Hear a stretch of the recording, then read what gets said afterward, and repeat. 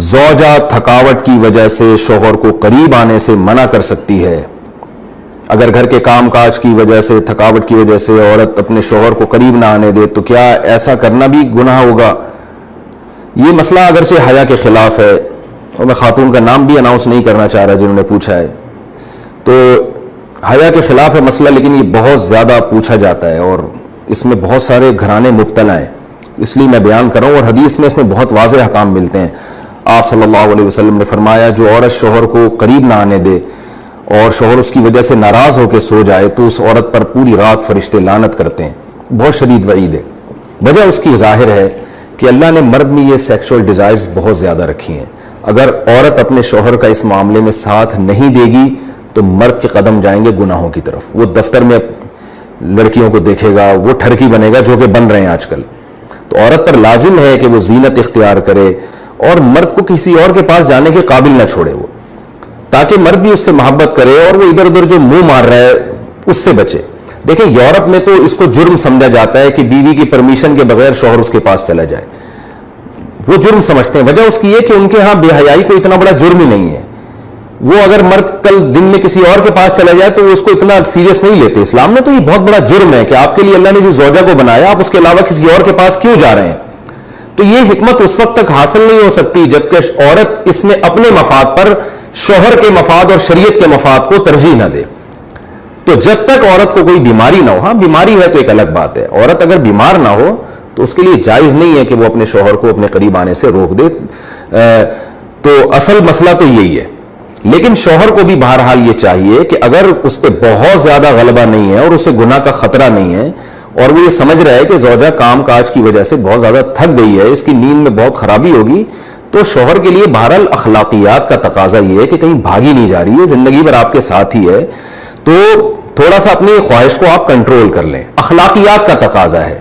قانون تو ایسے موقع پہ شوہر کا ساتھ دے گا، اسلامی قانون عورت کو برا کہے گا، لیکن اخلاقیات بھی کوئی چیز ہوتی ہیں. بھئی آج کے بجائے صبر کر لو تو اور اپنے آپ کو کنٹرول کر لو. تو کبھی کبھار اگر ایسا ہوتا ہے تو شوہر کو چاہیے کہ وہ اخلاقیات کا مظاہرہ کرے اور بیوی کو مجبور نہ کرے. لیکن بہرحال قانون یہی ہے کہ عورت کے لیے اپنے آپ کو روکنا جائز نہیں ہے، کیونکہ اس میں عورت کا کوئی خاص نقصان بھی نہیں ہوتا. انرجی تو مرد کی یوٹیلائز ہوتی ہے بہت زیادہ. تو عورت جس کا زیادہ نقصان نہیں ہو رہا اور مرد جس کا بیڑا غرق ہونے کا خطرہ ہے، اس کی نیند خراب ہو سکتی ہے رات کی اور پھر اگلے دن اس کو گناہ کا خطرہ ہے.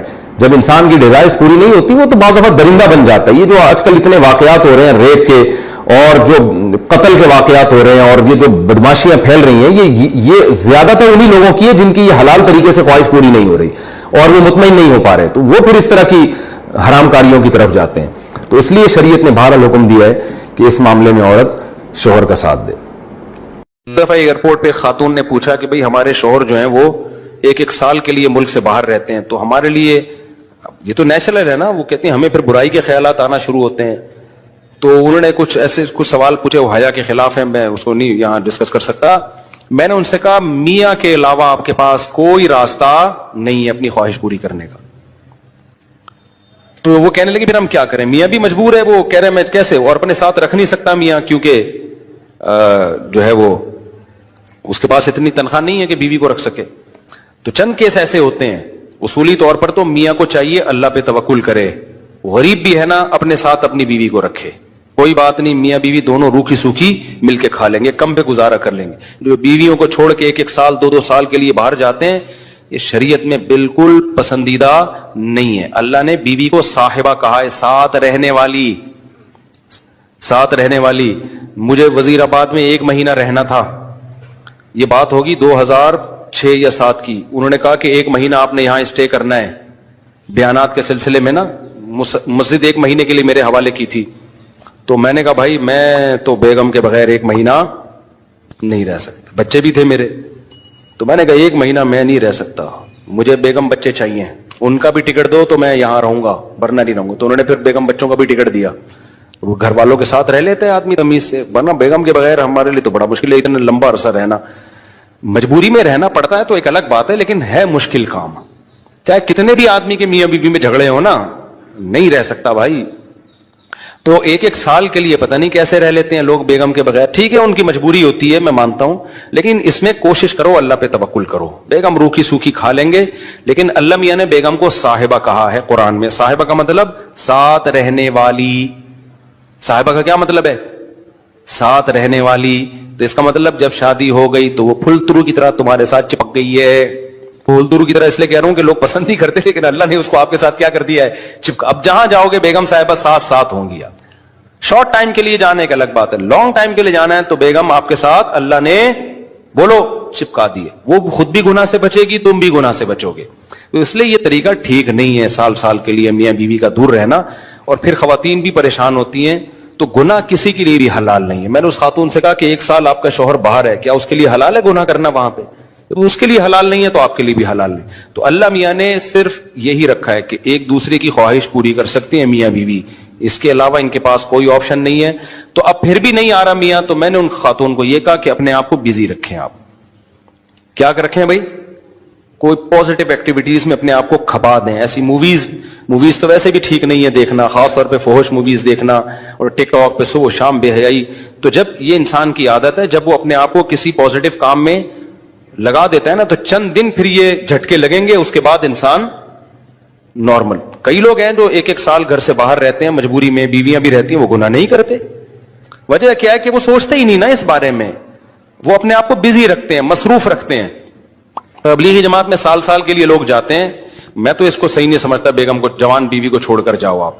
لیکن بہرحال جو جاتے ہیں تو وہ گناہ تھوڑی کرتے ہیں, بچے رہتے ہیں, کیونکہ وہ ایک خاص ترتیب میں اپنے آپ کو جوڑ چکے ہوتے ہیں. بہرحال یہ نہیں ہے اس کو. تبلیغی جماعت میں سال کے لیے جا رہے ہو, اگر شادی شدہ ہو بیگم کو بھی لے کے جاؤ ساتھ میں. ہم تو یہی کہتے ہیں تبلیغ والوں سے بھی, بھائی اگر سال کے لیے جا رہے ہو نا, تو یہ زمانہ بہت خطرناک زمانہ ہے. حضرت عمر نے جہاد میں نہیں چھوڑا تھا, تو یا اس کے لیے جو ہے وہ ایجڈ ہو گئی ہے, بوڑھی ہو گئی ہے, ایک الگ بات ہے. لیکن آج کل بہت مسائل کھڑے ہونے کا خطرہ ہوتا ہے. لوگ کہتے ہیں نہیں فلاں سال کے لیے گیا, کوئی مسئلہ نہیں ہو. عورت کے منہ میں ڈسچارج ہونا یہ بالکل حرام ہے, ناجائز ہے, گندگی ہے. اسلام میں اس کی قطعاً اجازت نہیں ہے. اور اگر ان ائمہ کا مذہب لیا جائے جو منی کو پاک سمجھتے ہیں, اس لیے میں یہ عرض کر رہا ہوں کہ بعض حضرات نے اس پہ فتویٰ دیا ہے کہ یہ چونکہ پاک ہے لہذا اگر یعنی کوئی شخص منہ میں بھی ڈسچارج ہو جائے تو یہ بھی جائز ہے. یہ 100% غلط فتویٰ ہے. اس لیے کہ جو حضرات اس کو پاک کہتے ہیں وہ بھی اس کو خبائث میں داخل کرتے ہیں, حرام چیزوں میں داخل کرتے ہیں. اس کا کھانا یا اس کا منہ میں ڈالنا وہ بھی جائز نہیں کہتے. تو اس لحاظ سے بھی یہ ناجائز ہے اور بہت ساری بیماریوں کا ذریعہ بھی ہے. دوسرا مسئلہ یہ ہے کہ اگر کوئی ڈسچارج نہیں ہوتا اورل سیکس کے ذریعے, تو اس کا شرعی حکم کیا ہے؟ تو اس کا حکم یہ ہے کہ یہ انتہائی سخت درجے کا مکروہ ہے, ناپسندیدہ عمل ہے. اور اس کے سخت درجے کے مکروہ اور حرام نہیں ہے, لیکن بہت زیادہ ناپسندیدہ اور شریعت کے مزاج کے بالکل خلاف ہے. اور اسلامی کلچر میں اس کا کوئی تصور نہیں تھا. یہی وجہ ہے کہ فقہاء کرام کے ہاں اس چیز کا تذکرہ بہت ہی محدود پیمانے پر ملتا ہے. یہ اس کی علامت ہے کہ مسلمان معاشرہ اس چیز سے بالکل بھی واقف نہیں تھا کہ یہ کیا ہوتا ہے. تو یہ چیز غیروں سے آئی ہے, غیر مسلموں سے ہمارے معاشرے میں, جو ان کی موویز دیکھ دیکھ کے, فحش فلمیں دیکھ دیکھ کے نوجوانوں میں اس چیز نے سرایت کیا. ورنہ یہ انسان طبی طور پر اس عمل سے بہت زیادہ نفرت کرتا ہے. کوئی بھی شریف الطبع آدمی ذہنی طور پر اس کے لیے تیار نہیں ہوگا. تو میں پھر بھی یہ کہہ رہا ہوں کہ بہرحال علماء اس کو ناجائز اور حرام نہیں سمجھتے, اس لیے کہ میاں بیوی ایک دوسرے سے جس طرح سے چاہیں استمتاع کر سکتے ہیں, لیکن سخت ناپسندیدہ بہرحال ہے اور مکروہ چیز ہے, اور اس قابل نہیں ہے کہ اس کی حوصلہ افزائی کی جائے. یہ اس کے بارے میں ہے کہ جب یعنی جو ہے وہ ادخال کیا جائے اس فم کے اندر, اس جو ہے مرد اس میں باقاعدہ جو ہے وہ تلذذ حاصل کرے. اگر ایسا نہ ہو بلکہ باہر سے استمتاع کیا جائے, جیسے بعض جگہ ایسا ہوتا ہے کہ کیا نام ہے, عورت کو اس چیز سے گھن آتی ہے کہ وہ اپنے منہ میں اس گندگی کو لے کر جائے, تو پھر بعض شوہر زوجہ کو مجبور کرتے ہیں کسنگ وغیرہ پر, تو یہ کم درجے کی کراہت ہے. یعنی یہ بھی ناپسندیدہ تو ہے مگر یہ اس درجے کا مکروہ, اس درجے کا ناپسندیدہ نہیں ہے. دوسری بات یہ کہ یہ جو میں نے پوری ڈیٹیل بیان کی ہے یہ اس صورت میں ہے اس کے مکروہ اور ناپسندیدہ ہونا کہ عورت اس کے لیے ذہنی طور پر آمادہ ہو. یہ بات خوب یاد رکھیں, اگر عورت کو اس عمل سے گھن آتی ہے تو پھر مرد بیوی کو اس کام پر مجبور ہرگز نہیں کر سکتا, کیونکہ یہ نکاح کے جو ایگریمنٹ ہے, مقتضیات ہیں, اس کے خلاف ہے. یعنی یہ اس میں داخل نہیں ہے. عورت اپنے آپ کو ہم بستری سے تو نہیں روک سکتی, مرد جب چاہے گا بیوی سے ہم بستری کر سکتا ہے, عورت کو اجازت نہیں ہے, لیکن خاص اس عمل سے عورت مرد کو روک سکتی ہے اگر وہ ذہنی طور پر اس کے لیے آمادہ نہیں ہے. یہ تو میں نے اورل سیکس سے متعلق کچھ فقہی احکام بیان کیے ہیں. دوسری بات یہ, اس کا بھی مسائل پوچھے جاتے ہیں کہ بعض مرد اپنی زوجہ کو مجبور کرتے ہیں غیر فطری طریقے سے ہم بستری کرنے پر, پچھلے راستے پر ہم بستری کرنے پر. تو یہ بات یاد رکھیں کہ ایسی صورت میں عورت پر اصل حکم یہی ہے کہ وہ ایسے مرد سے طلاق لے لے اور اس کو اپنے قریب نہ آنے دے, کیونکہ اس میں نقصان یہ ہوتا ہے کہ اگر عورت اس کام کی مرد کو اجازت دے دے تو کچھ وقت کے بعد اس کی اپنی نیچر تبدیل ہو جاتی ہے, اپنی فطرت بدل جاتی ہے اور اسے اسی اس غیر فطری کام میں لذت آنا شروع ہو جاتی ہے. تو اپنے آپ کو گندگی سے بچانا یہ بہت ضروری ہے. اور اگر وہ یہ سمجھتی ہے کہ طلاق کے بعد اس کے دوبارہ نکاح نہیں ہوگا, اس کی زندگی تباہ نہیں ہوگی, تو پھر سخت مجبوری میں اگر مرد اس کو دھمکیاں دیتا ہے مارنے کی یا طلاق کی, تو ایسی مجبوری میں پھر اللہ کی رحمت سے امید ہے کہ گناہ صرف مرد کے کندھوں پر ہوگا.